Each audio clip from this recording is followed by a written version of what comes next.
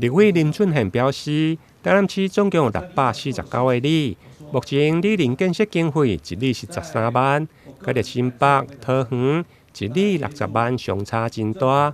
因此，上午伫个这位议员的陪同，共同召开记者会，提出里政三大升级的愿景，包括里林建设经费提悬至15万，以及林长每个月2000块的工作协助费等。一个里的里长工作经费，简单讲就是15万起跳，你最少都有15万。那以你的人口数和面积，我们再酌予调整，就调高了哈。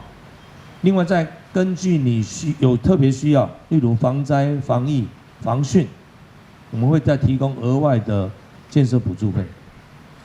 那我准备将里长的工作经费由现行的1年8437万，预计大概增加5000万，增加5000万给里长，达到1.3亿。1.3亿啊，它整体预算数跟台北市其实一样。对于里长工作经费，也表达对里长的一个肯定，和慰劳。所以我们在参酌其他各都的一个做法，基本上各都现在几乎都一致了。每一个邻我们也比照，就1个月2000元。上午陪同出席的除了这位议员，还有议会民进党团的总召周家伟、议长区里里，甲副议长林志登等人。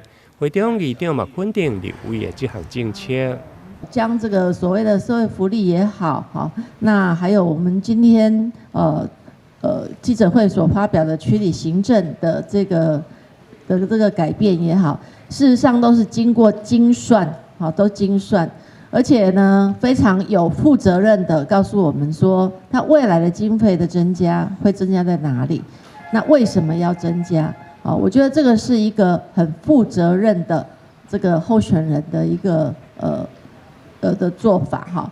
委员初估里林建设经费至少就是15万，未来会依照人口数、甲入面积、风灾、风汛，还佫会用来做调整。预计预算将增加5000万，而林长的工作费用预计增加1.5亿。两项加起来新增加大约2亿。另外，未来嘛将成立里政所谓的平台，作为市政甲着基层之间双向沟通的桥梁。台南新闻林英根采访报道。